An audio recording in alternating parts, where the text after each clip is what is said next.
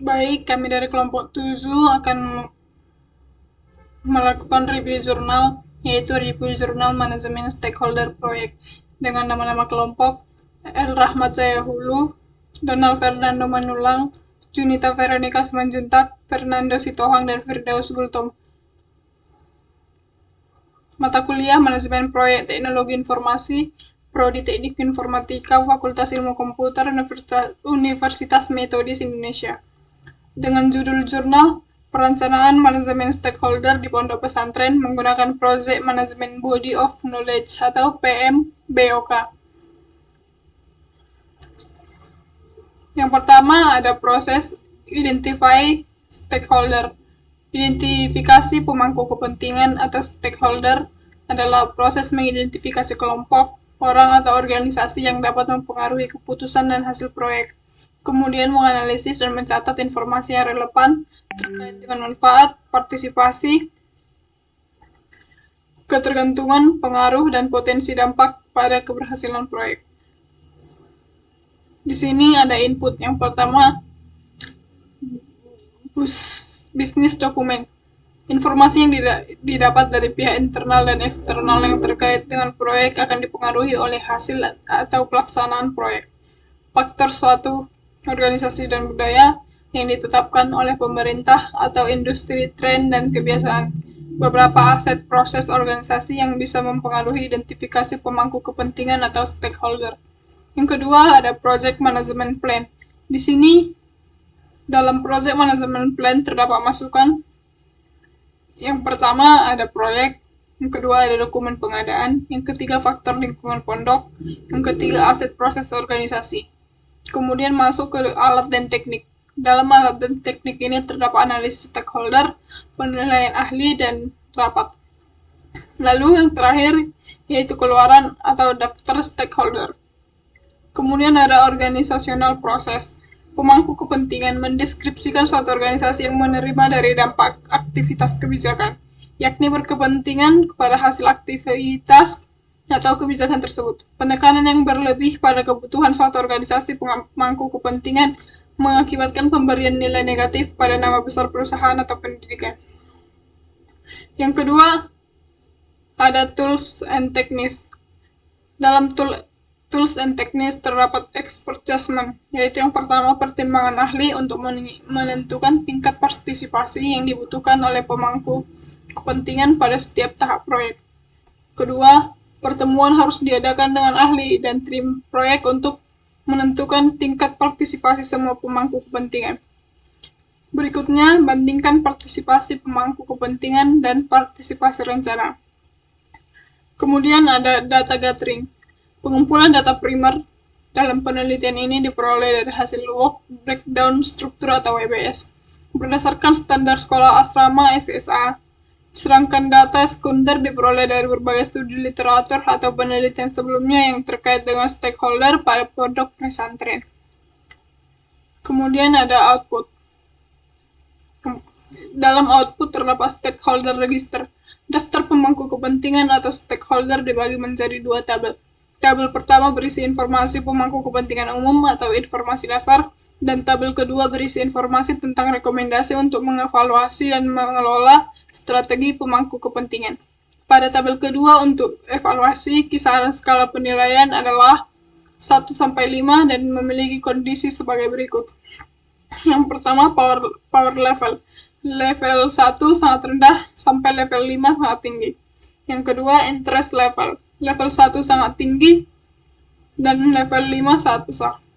Yang ketiga ada support level. Level 1 sangat menghambat sampai yang kelima sangat membantu.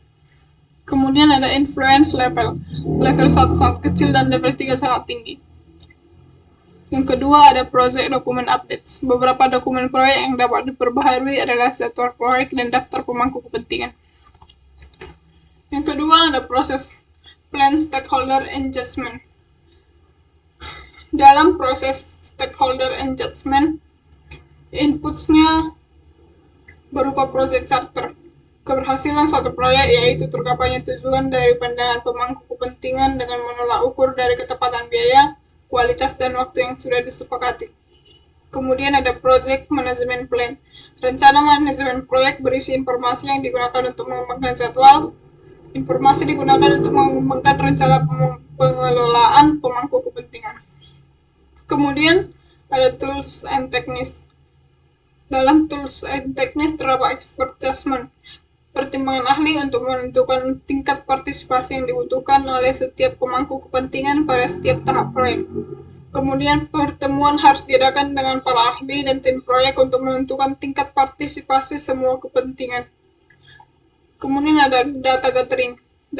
Terdapat pada tabel di mana proyek manajemen stakeholder, diidentifikasi stakeholder, kemudian rencana manajemen stakeholder, kemudian kelola keterlibatan stakeholder, dan kontrol keterlibatan stakeholder.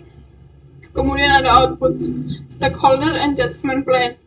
Berkomunikasi dan bekerja sama dengan pemangku kepentingan untuk mewujudkan harapan dan kebutuhan mereka, masalah dan menangani proses partisipasi pemangku kepentingan secara tepat dalam kegiatan proyek. Berikut adalah analisis interest stakeholder. Berikut adalah pada masing-masing stakeholder. Karena dikarenakan interest merupakan poin penting dalam mengelola stakeholder di pondok pesantren. Dapat kita lihat pada gambar berikut ini. Yang pertama, ada stakeholder, mudir atau kiai, yang kepentingannya pesantren terkemuka bertanggung jawab atas seluruh bagian dan aktivitas ponpes. Yang kedua, ada staf pesantren, yang berkepentingan mengurus semua administrasi dan data kepesantrenan. Ketiga, ada kurikulum dan pengajaran, mengembangkan kurikulum pendidikan dan pengajaran baik formal dan non-formal. Keempat, ada kepala pengasuh, bertanggung jawab atas keorganisasian santri, peserta kegiatan dan program kerjanya. Yang kelima, ada santri. Belajar di pesantren mendapatkan bimbingan nasihat, belajar dan berbagai hal yang berkaitan dengan kegiatan tersebut di pondok pesantren. Yang keenam, yang merupakan eksternal, yaitu ada orang tua santri yang berkegiatan mendampingi dan mendidik anak selama tidak di pondok pesantren. Kemudian ada analisis power stakeholder. Dari setiap stakeholder mempunyai power yang sangat berpengaruh dalam menentukan strategi. Dilihat dari kedudukannya dan kepentingannya, juga resource penting untuk diketahui. Berikut daftar power stakeholder. Yang pertama, pada bagian internal ada stakeholder mudir atau kiai. Di sini powernya membuat kebijakan-kebijakan yang dianggap perlu dengan tetap berkoordinasi dengan pimpinan. Yang kedua, ada staf pesantren. Di sini memiliki power, berpengetahuan dan berketerampilan dalam pengelolaan sekretariat pesantren. Yang ketiga, ada kurikulum dan pengajaran. Ini powernya mengevaluasi pelaksanaan kegiatan KBM. Kemudian ada kepala pengasuh. Powernya menggerakkan disiplin pesantren secara penyeluruh serta menjalin hubungan baik dengan wali santri. Kemudian ada santri. Di sini santri memiliki power untuk mendapatkan bimbingan, arahan, saran, dan kajian serta hal-hal yang berkaitan dengan kegiatan pondok pesantren. Pada bagian eksternal terdapat orang tua santri. Di sini orang tua santri memiliki power untuk memberikan support serta prasarana guna mendukung proses pembelajaran di pondok pesantren. Strategi manajemen stakeholder dan matriks interest atau power. Teknik ini mengklasifikasi stakeholder berdasarkan power mereka terhadap proyek kita dan juga interest mereka terhadap proyek kita. Matriks interest dibagi menjadi 4, yaitu key players, stakeholder yang memiliki daya pengaruh tinggi dan kepentingan tinggi. Yang kedua, ada keep informed atau stakeholder yang mempunyai daya pengaruh kecil namun kepentingan terhadap proyek tinggi. Yang ketiga, ada keep satisfied, stakeholder yang mempunyai daya pengaruh tinggi namun tidak terlalu berkepentingan. Yang keempat, ada minimal effort, stakeholder yang mempunyai daya pengaruh dan kepentingan kecil. Di bawah ini adalah gambaran dari hasil perencanaan strategi pengelolaan pemangku kepentingan dan penentuan matriks kekuasaan atau kepentingan setiap pemangku kepentingan dalam kaitannya dengan literatur. dapat kita lihat pada tabel berikut. Yang ketiga ada proses manage stakeholder engagement. Yang pertama ada tool and teknis. Yang pertama communication skill. Sesuai dengan kebutuhan komunikasi pemangku kepentingan, manajer proyek memutuskan bagaimana, kapan, dan cara mana untuk berkomunikasi dalam proyek. Kemudian ada output. Pertama ada change request.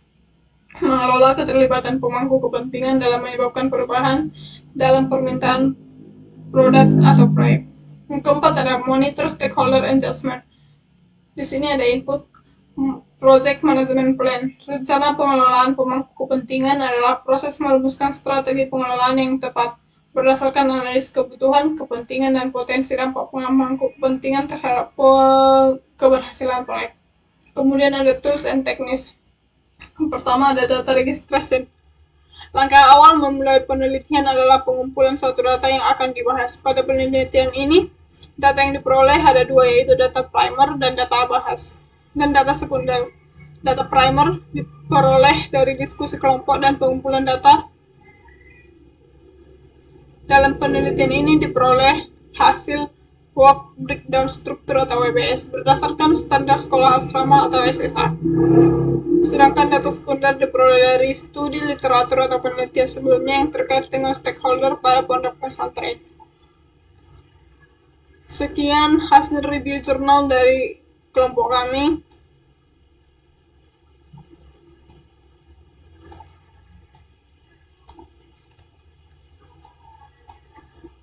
Yaitu review jurnal manajemen stakeholder. Jika ada kesalahan mohon dimaafkan. Terima kasih.